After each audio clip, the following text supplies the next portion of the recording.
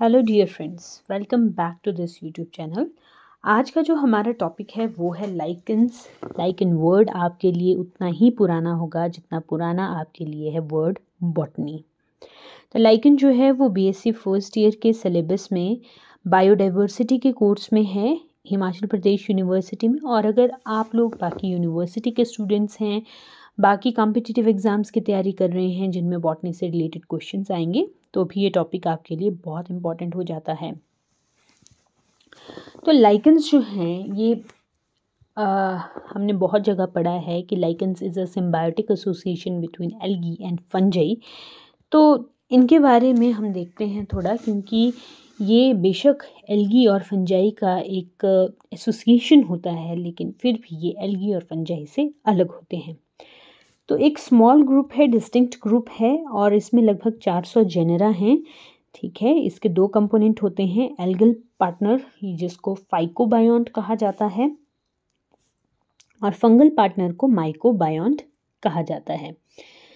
तो जो lichen word था वो सबसे पहले थियोफ्रेस्टस ने दिया था, और किस चीज़ को बोला था इसने? ओलियो यूरोपिया यानी ऑलिव के ट्री के ऊपर जो सुपरफिशियल ग्रोथ होती है उसको थियोफ्रेस्टस ने लाइकन का टर्म दिया था। इसके अलावा अगर आपसे पूछा जाए कि who is the father of lichenology, lichenology is the study of lichen, तो फादर ऑफ लाइकन जो है वो अकैरियस को बोला जाता है। Acharius is known as father of lichenology. ठीक है, तो ये एक इम्पॉर्टेंट टर्म है। अब जो इनिशियली लाइकन थे उनको इंडिविजुअल प्लांट कंसीडर किया जाता था और इनको मॉसेस में डाला जाता था। ठीक है, मॉसेस में इसकी क्या कहेंगे, मॉसेस में इसे रखा गया था, जैसे मॉरिसन ने इसे मस्को फंगस कहा था, है ना। तो ये 1867 में श्वेंडियर जिन्होंने ड्यूअल हाइपोथेसिस दी थी। ड्यूअल हाइपोथेसिस का मतलब क्या था कि लाइकन जो है इसमें दो पार्टनर्स होते हैं, एक फंजाई होती है और एक एल्गी होती है, लेकिन जो फंजाई होती है उसमें वो क्या करती है, एल्गी के ऊपर एज अ पैरासाइट होती है। तो fungi parasitizing algae, this term was given by, या this is the dual hypothesis which was given by Schwendener. ठीक है, उसके बाद रिंके है। रिंके ने 1872 में कंसोर्टियम टर्म दी, और कंसोर्टियम का मतलब क्या है? जहाँ पर म्यूचुअल ग्रोथ हो और एक दूसरे के प्रति डिपेंडेंस भी हो, हम एक दूसरे के ऊपर डिपेंड भी हों। उसके बाद आते हैं डी बेरी ने इसी एसोसिएशन को टर्म दी सिम्बायोसिस की। ठीक है, उसके बाद आए क्रॉम्बी ने 1885 में लाइकन की जो एसोसिएशन है फंजी और एल्गी की, उसको मास्टर एंड स्लेव हाइपोथेसिस कहा। और मास्टर एंड स्लेव हाइपोथेसिस में हम हस्बैंड एंड वाइफ एसोसिएशन को कंसीडर कर सकते हैं, जिसमें दोनों ही पार्टनर्स जो हैं वो एक दूसरे के लिए बेनिफिशियल होते हैं। अब यहाँ पे हस्बैंड एंड वाइफ क्यों कहा गया है? Fungi will act as a husband, क्योंकि अगर हम आज से पहले के सिनेरियो की बात करें इंडियन सोसाइटी के बेस पर, तो वहाँ पर क्या होता था, जो हस्बैंड होता था वो सारा का सारा रॉ मटेरियल या एसेंशियल जो आइटम्स हैं घर के लिए वो बाहर से लेकर आता था, पैसे कमा कर आता था, एक औरत को शेल्टर प्रोवाइड करवाता था, और बदले में औरत क्या करती थी, घर में उसे पका पकाया खाना देती थी। ठीक है, उसके कपड़े धोकर देती थी। तो वैसे ही यहाँ पर भी होता है कि जो फंगस है वो एल्गा को प्रोटेक्ट करता है अनफेवरेबल कंडीशन से, उसको शेल्टर प्रोवाइड करवाता है, उसको ड्रॉट कंडीशन से, हीट से प्रोटेक्ट करता है। लेकिन जो एल्गी है उसका यहाँ पर क्या काम है? एल्गी का काम है यहाँ पर ऑर्गेनिक फूड की सिंथेसिस करना और उसको फंगस तक पहुँचाना। और फंगस का एक और काम यहाँ पर क्या है? फंगस जो है वो एब्जॉर्ब करता है न्यूट्रिशन को सॉइल से, ताकि एल्गी जो है वो फूड की प्रिपरेशन कर सके। So this is the master and slave hypothesis और सिम्बायोसिस और क्रॉम्बी ने जो मास्टर एंड स्लेव हाइपोथेसिस दी थी, इसको हिलोटिज्म भी कहा जाता है। ठीक है। अब ये जो लाइकन होते हैं ये बहुत ही स्लो ग्रोथ को शो करते हैं। स्लो ग्रोथ मतलब इतनी स्लो इनकी ग्रोथ होती है कि एक साल में अगर आपको इनकी ग्रोथ देखनी हो तो आपको सिर्फ और सिर्फ ये 1 से लेकर 10 मिलीमीटर तक बढ़ते हुए दिखेंगे।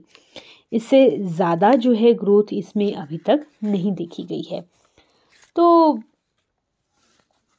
हैबिटाट की अगर हम बात करें, कहाँ पे आपको लाइकन्स देखने को मिलेंगे, लाइकन्स की जो हैबिटाट है वो बहुत ही वेरिड है। ये आपको डेजर्ट में मिल सकते हैं, ये आपको सॉइल के ऊपर मिल सकते हैं, ऐसी सॉइल के ऊपर जहाँ पर कोई दूसरा प्लांट ग्रो नहीं करता है। बेयर रॉक के ऊपर आपको ये मिल सकते हैं जहाँ पर और कोई दूसरा प्लांट ग्रो नहीं करता है। तो मतलब कहीं पर भी अगर हमने प्लांट्स की फॉर्मेशन देखनी है या कहीं पे भी लाइफ को स्टार्ट होते हुए देखना है तो हम वहाँ पर सबसे पहले लाइकन्स को ग्रो होता हुआ देखते हैं। तो हम लाइकन्स को हैबिटाट के बेस पर 3 टाइप्स में कंसीडर कर सकते हैं। वन इज सेक्सिकॉलस लाइकन, ठीक है, जो रॉक्स पर ग्रो करती हैं वो कैसी होती हैं, सेक्सिकॉलस लाइकन। कॉर्टिकाउलस लाइकन जो बार्क, ट्री की बार्क के ऊपर ग्रो करती हैं, और टेरिकाउलस लाइकन जो अर्थ की क्रस्ट के ऊपर ग्रो करती हैं। अब ये बात हमें बिल्कुल याद रखनी चाहिए कि लाइकन्स जो हैं वो बड़े शहरों में हमें देखने को बिल्कुल नहीं मिलेंगे। ऐसा नहीं है कि बड़े शहरों में पेड़ नहीं होते हैं तो वहाँ पे हमें लाइकन्स देखने को मिल जाएंगे, नहीं। लाइकन जो हैं एयर पॉल्यूशन के लिए बहुत ज़्यादा सेंसिटिव होते हैं, स्मोक के लिए सेंसिटिव होते हैं, और जिस इन्वायरमेंट में सल्फर डाइऑक्साइड की ज़्यादा पॉल्यूशन होगा उस जगह पर ये ग्रो नहीं करते हैं। तो ये जो हैं ये इंडिकेटर ऑफ पॉल्यूशन भी हो सकते हैं। जिस एरिया में, जिस पत्थर के ऊपर, जिस चट्टान के ऊपर अगर आपको लाइकन देखने को नहीं मिल रहे हैं तो मतलब उस एरिया में कहीं ना कहीं पॉल्यूशन है। तो क्लासिफिकेशन की अगर हम बात करें तो क्लासिफिकेशन के लिए होल 1967 में होल नाम के एक साइंटिस्ट हुए। उन्होंने लाइकन्स को 3 क्लासेस में डिवाइड किया। वन वाज एस्कोलाइकन, यहाँ पे मेजर 2 ही लाइकन्स की क्लासेस दी गई हैं, अदरवाइज ये 3 क्लासेस हैं। एक थी एस्कोलाइकन, दूसरी थी बेसिडियोलाइकन और थर्ड थी लाइकन इम्परफेक्ट। एस्कोलाइकन क्या है, फंगल पार्टनर में जब एस्कोमाइसिटीज के मेंबर होंगे तो वो होंगे एस्कोलाइकन्स, ठीक है। अब ये भी 2 टाइप के थे फर्दर, एक था जिम्नोकार्पाई। जिम्नोकार्पाई में जो फ्रूटिंग बॉडी होगी वो होगी एपोथीशियम, और पायरेनोकार्पाई जो ग्रुप है उसमें जो फ्रूटिंग बॉडी होगी वो होगी पेरिथीशियम। अब एपोथीशियम और पेरिथीशियम क्या होता है ये अगर आपको पता नहीं है तो आप प्रीवियस वीडियोस देखिए, वहाँ पर आपको कहीं ना कहीं एपोथीशियम और पेरिथीशियम का मतलब जो है वो पता लग जाएगा। अदरवाइज एपो का मतलब होता है ऊपर, जब सरफेस के ऊपर एक थिकर की फ्रूटिंग बॉडी की फॉर्मेशन होती है तो दैट इज एपोथीशियम, और पेरिथीशियम जब पूरा का पूरा जो फ्रूटिंग बॉडी है it is surrounded by mycelial mat तो वो होता है पेरिथीशियम। तो ये जिम्नोकार्पाई और पायरेनोकार्पाई जो हैं 2 टाइप के एस्कोलाइकन्स हमें यहाँ पर देखने को मिलते हैं। अब लगभग सारे ही जो मेंबर्स हैं वो एस्कोलाइकन्स के मेंबर होते हैं। और बेसिडियोलाइकन की अगर हम बात करें तो इसमें बहुत कम मेंबर्स हैं। हालांकि इस क्लास में सिर्फ 4 जेनेरा जो हैं वो फंगस के बिलोंग करते हैं बेसिडियोमाइकोटिना को, ठीक है। तो जैसे कोरा जो है वो इसका एग्जाम्पल है, कोरेला इसका एग्जाम्पल है, डिक्टायोनीमा भी इसका एक एग्जाम्पल है। तो बेसिडियोलाइकन में क्या है, फंगल पार्टनर जो होगा वो बेसिडियोमाइसिटीज का होगा, और एल्गल पार्टनर जो जनरली होते हैं वो क्या होती हैं, ब्लू ग्रीन एल्गी होती हैं। जहाँ तक एल्गल पार्टनर्स की बात है, फाइकोपायोंट की बात है, तो साइनोफाइटा के 8 मेंबर्स जो हैं वो हमें लाइकन्स में देखने को मिलते हैं। क्लोरोफाइटा के 18 जेनरा जो हैं वो हमें देखने को मिलते हैं। ज़ेंथोफाइटा का एक जीनस और फियोफाइटा का भी एक जीनस जो है वो एज अ फाइकोबायोन्ट लाइकन्स में प्रेजेंट रहता है। तो जैसा यहाँ पर लिखा भी गया है कि 80% केसेस में क्या है, एल्गल पार्टनर जो है वो ग्रीन एल्गी का होता है और 20% केसेस में ब्लू ग्रीन एल्गी या जो मिक्सोफाइसी है वो लाइकन्स का मेंबर होता है। अब अगर आपको ये पूछा जाए कि ग्रीन एल्गी कौन कौन सी है, कौन कौन से इंपॉर्टेंट मेंबर्स हैं जो लाइकन्स में हमें देखने को मिलते हैं, तो वो है टेराबक्सिया, प्लूरोकोकस, टेरेंटोफोलिया और क्लैडोफोरा। ठीक है। अब ब्लू ग्रीन एल्गी कहाँ कहाँ पे हमें देखने को मिलती है? स्काइटोनीमा, नॉस्टॉक, एनाबिना और ग्लियोकैप्सा जैसी ब्लू ग्रीन एल्गी जो है वो हमें देखने को मिलती है इन लाइकन के थैलस में। अब लाइकन का थैलस स्ट्रक्चरल बेसिस पर कितने टाइप्स का होता है, तो हमने इसको 3 टाइप्स में डिवाइड किया हुआ है।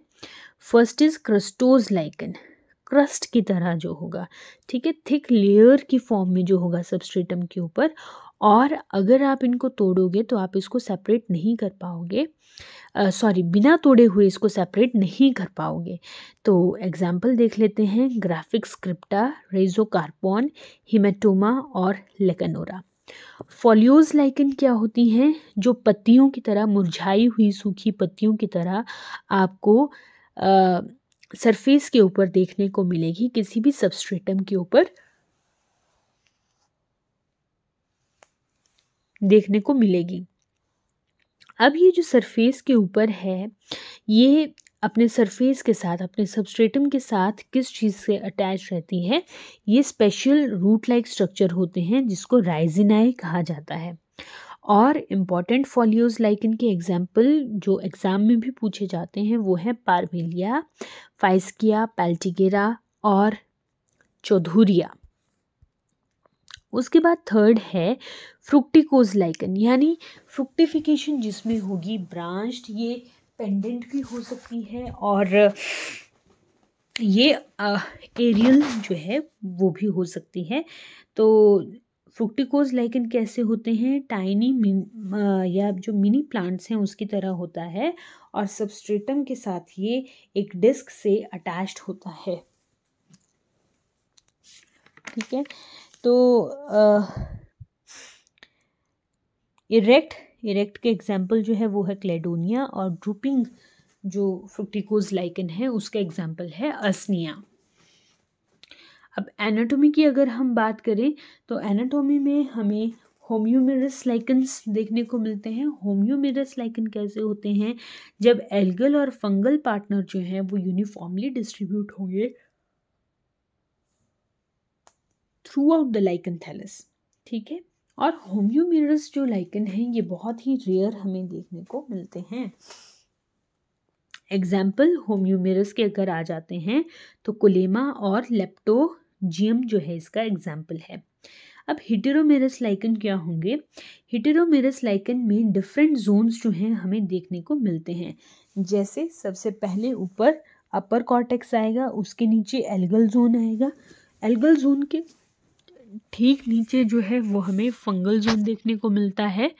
ठीक है। मेडुला जो है वो फंगस का बना होता है और उसके नीचे लोअर कॉर्टेक्स होता है जिसके ऊपर हमें बहुत सारे कुछ स्ट्रक्चर्स जो हैं वो देखने को मिलते हैं। तो ये हेटेरोमेरस लाइकन का एक डायग्राम है। ठीक है। डिफरेंट जोन्स जो हैं वो इसमें होते हैं। बहुत सारे जो लाइकन्स हैं वो इसी टाइप में आते हैं। ठीक है। और थर्ड एक एग्जाम्पल भी आता है जिसमें रेडियल सिमेट्री होती है। तो रेडियल सिमेट्री जो है वो हमें देखने को मिलती है फ्रुक्टिकोज लाइकन में। अब स्पेशल स्ट्रक्चर्स जो लाइकन के थैलस के साथ एसोसिएटेड होते हैं, पहला है ब्रीदिंग पोर्स। ब्रीदिंग पोर्स जो हैं ये अपर कॉर्टेक्स में होते हैं और ये हेल्प करते हैं गैसियस एक्सचेंज में। कहाँ पर? ब्रीदिंग पोर्स जो होते हैं ये अपर कॉर्टेक्स पर होते हैं। और अगर लोअर कॉर्टेक्स में हमें कुछ ऐसे ही लूजली अरेंज सेल दिखाई दे, कुछ स्ट्रक्चर दिखाई दे, तो उसको हम कहते हैं सिफेलाई। ये सिफेलाई भी गैसियस एक्सचेंज में हेल्प करते हैं। तो ब्रीदिंग पोर्स कहाँ हो गए? ब्रीदिंग पोर्स अपर कॉर्टेक्स में हो गए, और जो सिफेलाई हैं वो लोअर कॉर्टेक्स में होते हैं। तो सिफेलाई जो हैं ये एनालोगस होते हैं स्ट्रोमेटा के हायर प्लांट्स, यानी उनकी तरह ही होते हैं, फंक्शन में वैसे ही होते हैं, ठीक है। स्ट्रक्चर इनका थोड़ा सा डिफरेंट होता है। सिफेलोडिया क्या होती हैं? ये एक आउटग्रोथ है अपर कॉर्टेक्स की, ठीक है। और इसमें बहुत सारे एल्गल पार्टनर्स जो हैं वो बहुत सारे नहीं, जो एल्गल पार्टनर है वो ज़्यादा इसमें उसकी इन्वॉल्वमेंट जो है वो ज़्यादा होती है। तो ये जो सिफेलाइडिया है इसमें हमें फॉरेन एल्गल पार्टनर्स जो हैं वो भी देखने को मिलते हैं, और उन्हीं की वजह से ये एक वार्ट लाइक स्वेलिंग जो है वो हमें अपर साइड ऑफ थैलस में देखने को मिलती है, ठीक है। तो डिफरेंट एल्गल पार्टनर्स जो हैं वो हमें देखने को मिलते हैं। इसीडिया क्या है? ये एक coral branched stem like outgrowth हो सकती है जो अपर सरफेस पर हमें लाइकन के थैलस के ऊपर देखने को मिलती है। अब ये इसीडिया का काम क्या होता है? सरफेस एरिया को बढ़ाना ताकि फोटोसिंथेसिस ज़्यादा हो सके, और ये बॉडीज़, ये इसीडिया जो हैं ये कई बार क्या है, वेजिटेटिव रिप्रोडक्शन के मीन्स की तरह भी काम करता है। तो वेजिटेटिव रिप्रोडक्शन कैसे कैसे होगी? एक तो फ्रेगमेंटेशन, लाइक इनका थैलस टूटेगा, वो नई जगह जाके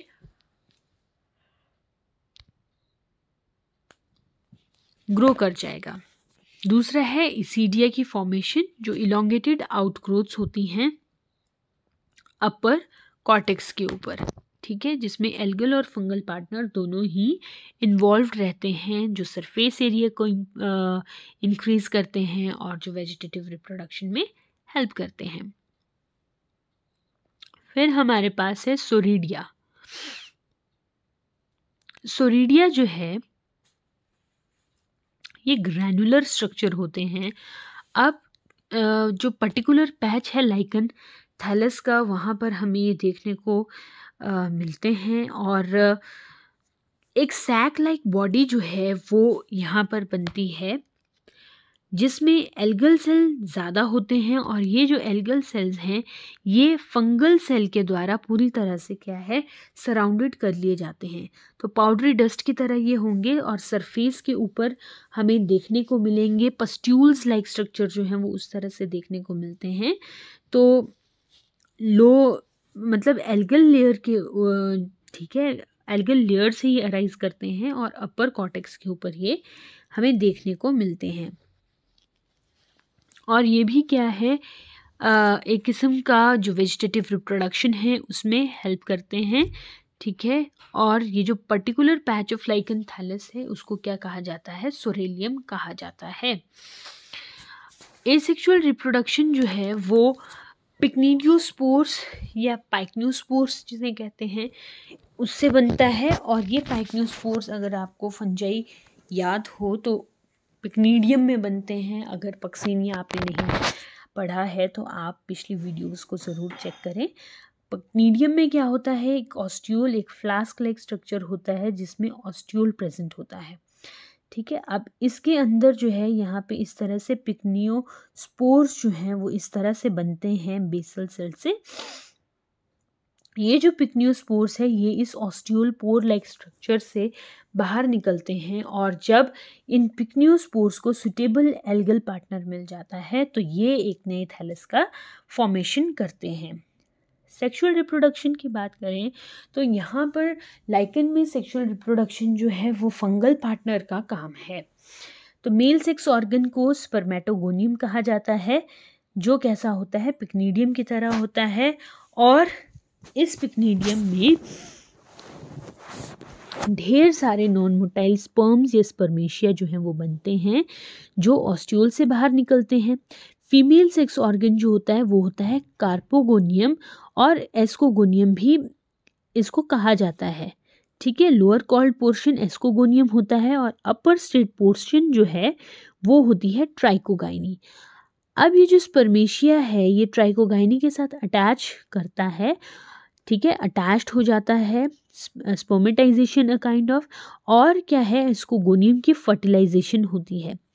अब जो डिप्लॉयड एस्कोजिनस हाइफा बनेगा जो एस्कोगोनियम से राइज होता है वो एक्ट करता है एज एस्कस मदर सेल, और एस्कस मदर सेल में क्या होती है, रिडक्शनल डिवीजन होती है, तो 8 एस्कोस्पोर्स बनते हैं और हर एक एस्कस में ये बनते हैं। एस्कोजिनस हाइफा जो है वो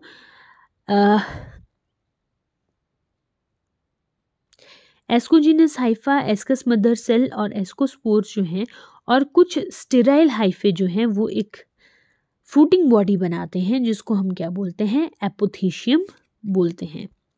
अब ये जो एस्कोस्पोर्स हैं ये लिबरेट होते हैं एस्कस से, और जब ये सुटेबल एल्गल पार्टनर के साथ कांटेक्ट में आते हैं तो एक नए लाइकन के थैलस का फॉर्मेशन होता है।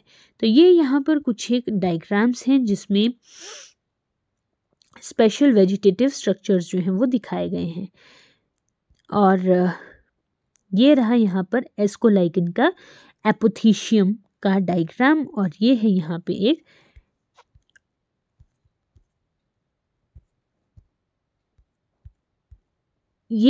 पे एक एस्कस और जिसके अंदर है 8 एस्कोस्पोर्स। अब इकोनॉमिक इम्पोर्टेंस देख लेते हैं लाइकन्स की, जो बहुत ज़्यादा इम्पोर्टेंट है। जो लाइकन्स हैं इनको फूड और फॉडर की तरह भी यूज़ किया जाता है, जैसे क्लैडोनिया रेंजीफेरिना। बहुत इम्पॉर्टेंट है, आपके एक नंबर के क्वेश्चन में ये क्वेश्चन को पूछा जाता है कि रेंडियर मॉस किसको कहा जाता है, तो यू शुड नो कि इट इज़ क्लैडोनिया रेंजीफेरिना। और ये कहाँ पे मिलता है, ये टुंड्रा रीजन्स में हमें देखने को मिलता है और फूड एंड फॉडर की तरह यूज़ किया जाता है। फॉडर किसके लिए, रेंडियर मस्कॉस के लिए। पार्मिलिया को साउथ इंडिया में यूज़ किया जाता है। अम्बिलिकेरिया को जापान में यूज़ किया जाता है। वर्निया को ब्रेड बनाने के लिए इजिप्ट में यूज़ किया जाता है। लेकनोरा जो है इससे डिलीशियस फूड बनाया जाता है इज़राइल में। कैटरेरिया इज़ एडिबल इन आइसलैंड। उसके बाद डाइस जो हैं वो बहुत ज़्यादा इम्पॉर्टेंट है, जैसे लिटमस जो एसिड बेस इंडिकेटर हम लैब में यूज़ करते हैं, तो आप जानते हैं कि इसको कहाँ से निकाला जाता है, रोशेला मोंटेचिनी के थ्रू इसको निकाला जाता है। ऑर्किल जो एक ब्लू डाई है ये कहाँ से निकलती है, कैटरेरिया, रोशेला और लेकनोरा से ये मिलती है। अब लाइकन्स जो हैं वो मेडिसिन का भी बहुत इम्पॉर्टेंट सोर्स होते हैं। तो मेडिसिनल प्रॉपर्टी जो है वो किस वजह से होती है, लेशिनिन या लाइकेनिन जो सब्सटेंस है उसकी वजह से होती है। तो जैसे असनिक एसिड जो है वो ब्रॉड स्पेक्ट्रम एंटीबायोटिक है और ये कहाँ से हमें मिलता है, असनिया और क्लेडोनिया से मिलता है। पाल्टिगेरा कैनाइना जो है ये हाइड्रोफोबिया कैनाइना है ना, पाल्टिगेरा कैनाइना, ये हाइड्रोफोबिया या रेबीज़ जो है उसको ट्रीट करने के लिए यूज़ किया जाता है। जॉन्डिस को ट्रीट करने के लिए ज़ेंथोरिया पैराइटिना, इसको कैसे याद करेंगे, ज़ेंथो का मतलब क्या होता है, येलो, और जॉन्डिस जो होता है वो क्या होता है, येलो, पीलिया जिसे कहते हैं। तो ज़ेंथोरिया पैराइटिना जो है इसको जॉन्डिस के अगेंस्ट यूज़ किया जाता है। लेबोरिया पल्मोनेरिया, पल्मोनेरिया वर्ड है, तो ये किसके लिए यूज़ किया जाता है, लंग इन्फेक्शन के लिए यूज़ किया जाता है।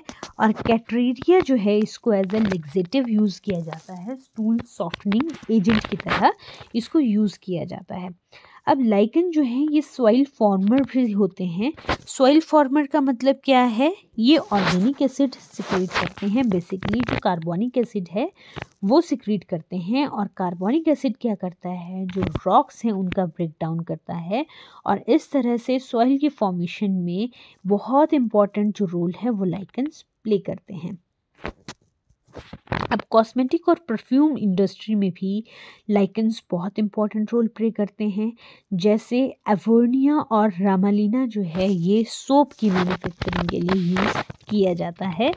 और हवन सामग्री, धूप और अगरबत्ती बनाने के लिए भी इन्हीं लाइकेंस को यूज़ किया जाता है। नाम याद रखिएगा, एवोर्निया और रामालिना। इकोलॉजिकल इम्पोर्टेंस की अगर हम बात करें तो जो क्रस्टोज लाइकन हैं वो पायनियर्स होते हैं ज़ीरो सीरी की। ज़ीरो सीरी क्या होता है? बिल्कुल ड्राई कंडीशन है, डिज़र्ट कंडीशन है, वहाँ पर अगर वेजिटेशन को ग्रो करना है, नेचुरली ग्रो करना है, तो वो क्या होती है? ज़ीरो सीरी होती है। तो वहाँ पर सबसे पहले कौन से प्लांट्स या कौन से लिविंग ऑर्गेनिज्म हमें ग्रो होते हुए नज़र आते हैं? वो होते हैं क्रस्टोज लाइकन। अब ज़ीरो सीरी में देखिए क्या क्या सीक्वेंस जो है वो हमें देखने को मिलता है। सबसे पहले क्रस्टोज लाइकन होते हैं जो सॉइल की फॉर्मेशन करते हैं। फॉलियोस लाइकन आते हैं जो सॉइल को एनरिच करते हैं। फिर मॉसेस आते हैं, हर्ब्स आती हैं, फिर श्रब्स आती हैं, और ट्रीज़ जो हैं वो लास्ट में क्लाइमेक्स स्टेज पर हमें देखने को मिलते हैं। लाइकन्स जो हैं शुरू में ही बताया कि वो सल्फर डाइऑक्साइड के जो पॉल्यूशन है उसके इंडिकेटर होते हैं। ठीक है, तो एयर पॉल्यूशन जहाँ पर भी होगा वहाँ पर हमें लाइकन्स देखने को नहीं मिलते हैं। और जिस इन्वायरमेंट में आपको लाइकन्स देखने को मिल रहे हैं, मतलब वो कैसे हैं, वो इन्वायरमेंट कैसा है? क्लीन इन्वायरमेंट है। कुछ एक लाइकन्स जो होते हैं वो बहुत ही ज़्यादा पॉइजनस भी होते हैं। और पॉइजनस लाइकन के एग्जाम्पल क्या है? कैटरेरिया जुनिपेरिना और लेथारिया वुल्पिना। लेथारिया वुल्पिना को वोल्फ मॉस कहा जाता है और पॉइजन की तरह इन्हें यूज़ किया जाता है टू कैच फिशेस। अब ब्रूइंग इंडस्ट्री में भी लाइकन का बहुत ज़्यादा रोल है। जैसे रशिया और स्वीडन में कैटरेरिया और लेकानोरा को यूज़ किया जाता है अल्कोहलिक फर्मेंटेशन के लिए। तो ये एक छोटा सा टॉपिक था लाइकन का जो आपको एग्ज़ाम में पूछा जा सकता है। इसमें इसकी इकोनॉमिक इम्पोर्टेंस बहुत ज़्यादा इम्पोर्टेंट है। और क्या होते हैं, सिम्बायोसिस क्या होती है, एल्गल पार्टनर क्या है, फंगल पार्टनर क्या है, इस तरह से आपको ये क्वेश्चन तैयार करना है। और इसके सरफेस पे हमें किस तरह के स्ट्रक्चर्स जो हैं वो देखने को मिलते हैं, स्पेशल स्ट्रक्चर्स, इनके बारे में आपको पता होना चाहिए और आप इस क्वेश्चन को अच्छे से तैयार कर पाएंगे। Thank you very much.